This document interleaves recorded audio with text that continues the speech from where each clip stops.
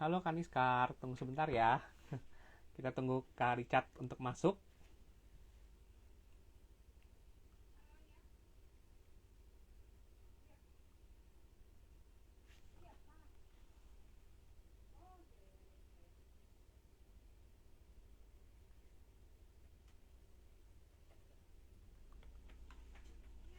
Tunggu sebentar ya teman-teman ya.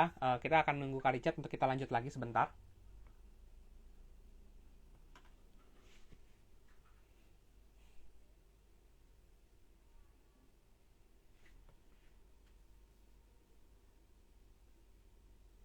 Teman-teman, kalau memang ada pertanyaan dari teman-teman yang ingin ditanyakan, yang bisa disampaikan bisa melalui komen, atau kalau memang tidak bisa, bisa melalui DM ya. Nanti DM di puzzleoflife.id. Oke.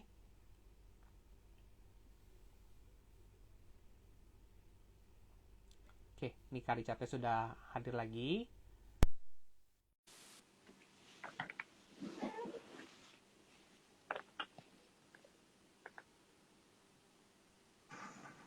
Oke, halo Kak Richard.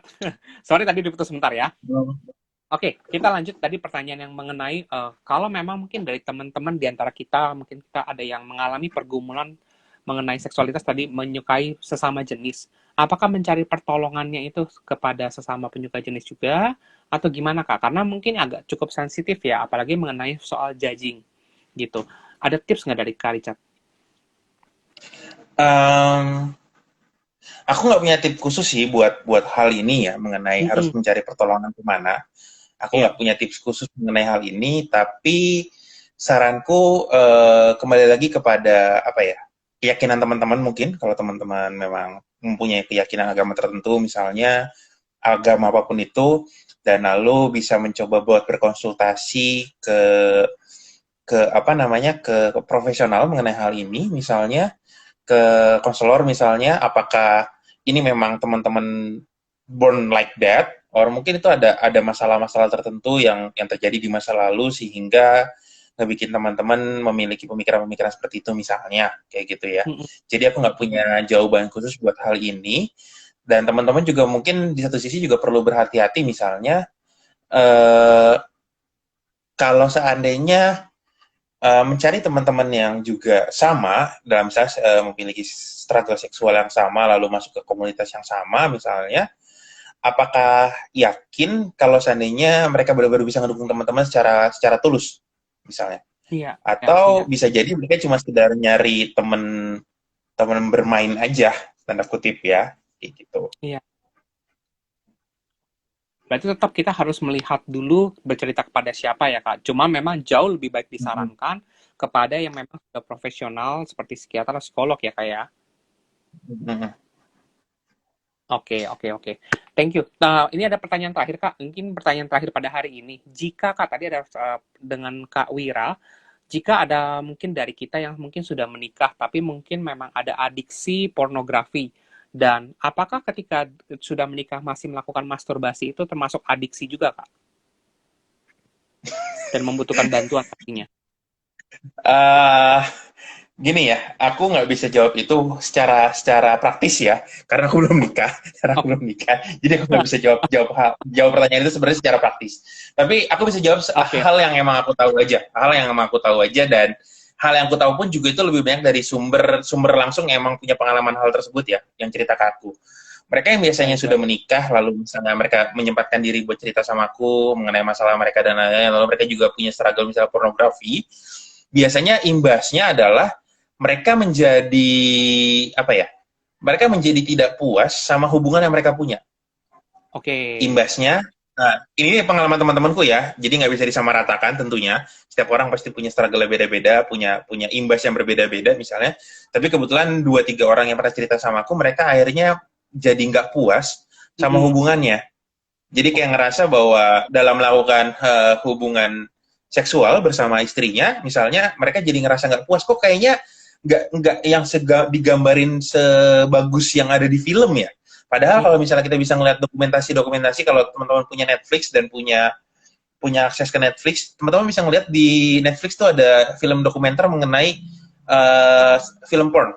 Gimana gimana industri ini sebenarnya sangat-sangat kejam, sangat-sangat tidak memanusiakan perempuan, dan gimana industri ini ngebikin seseorang yang menonton itu jadi akhirnya nggak puas karena ngerasa yang puas itu harusnya yang seperti ini, kayak gitu.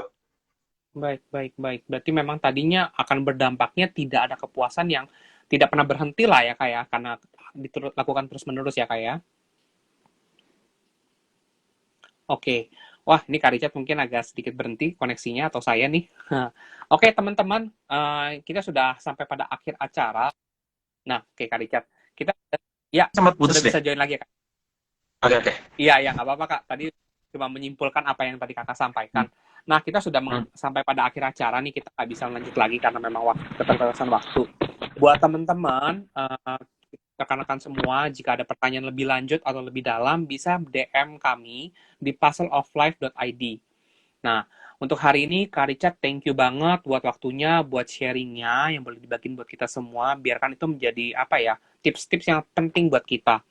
Tadi, boleh saya simpulkan sedikit bahwa, apa yang sudah Kak Richard sampaikan, bahwa ibarat itu kita, kalau kita, kenapa kita harus pick up your struggle? Kenapa kita harus pick up struggle-nya kita? Satu, kita tuh butuh mercusuar pastinya. Di mana kita membutuhkan arahan, bantuan, atau dari teman-teman, dari orang-orang yang memang ahli bidangnya, supaya kita tidak terjebak lebih dalam. Dan kenapa sih kita harus pick up gitu loh? Karena ibarat tadi mungkin kalau Karisa sudah sempat bagiin, kalau kita terus-menerus kita simpan, lama-lama suatu saat mungkin akan meledak dan jauh lebih dalam, meledaknya lebih besar lagi. Tapi kalau kita boleh sedikit bercerita, walaupun itu sedikit, ibarat itu ada sebuah retakan yang nantinya akan membuka segala emosi kita, sehingga itu bisa membantu kita melegakan perasaan kita. Supaya apa yang kita alami ini, apa ya, kita nggak menyimpannya semua sendirian, dan kita nggak berperang sendirian gitu. Jadi ini penting banget. Dan terakhir, tips penting dari Kak Richard, bahwa kita ganti kegiatan kita, ketika kita lagi menghadapi adiksi itu, pergumulan seksualitas itu, kita ganti dengan kegiatan yang positif, yang membantu kita untuk mencapai impian dan tujuan kita. Apapun itu, mungkin tadi dengan Kak Richard mungkin berolahraga atau dengan membaca buku, dan mungkin ketemu teman-teman untuk melakukan aktivitas yang jauh lebih positif, yang pastinya akan mengubah hidup kita jadi lebih baik, agar setiap kemenangan itu kita bisa menjadi apa ya, kesenangan buat diri kita sebagai pengganti adiksi kita gitu teman-teman. Dan terakhir, bahwa teman-teman kita semua harus ingat bahwa kita tidak harus sendirian untuk menghadapi pergumulan kita. Cari teman-teman yang memang layak untuk dipercaya, tadi tips-tipsnya sudah dibagiin, dan kalau memang bisa ke ahlinya langsung seperti psikiater atau psikolog gitu. Ya, mungkin itu teman-teman yang bisa dibagiin pada hari ini oleh Kak Richard dan juga oleh saya Fabio. Nah, untuk minggu depan kita akan ada topik yang tidak kalah menarik, yaitu mengenai toxic relationship. So, teman-teman mungkin yang boleh yang sedang dalam hubungan dengan pasangan, boleh kita ikut, kita untuk bisa menilai apakah relasi kita dalam health relationship atau bahkan mungkin toxic. Sehingga kita bisa menilai dan tidak terjebak lebih dalam lagi gitu. Boleh dibagiin tuh juga ke teman-teman semua nantinya, yang teman-teman lain, agar bisa menjadi kekuatan atau menjadi insight yang baru buat teman-teman yang lain. Itu aja. Sekian buat hari ini. Mohon maaf jika ada kesalahan atau mungkin kekurangan. Biarkan apa yang boleh dibagikan pada hari ini, puzzle insight ini bermanfaat buat teman-teman semua. Oke? Finish your puzzle, enjoy your life. Thank you semuanya. Selamat malam.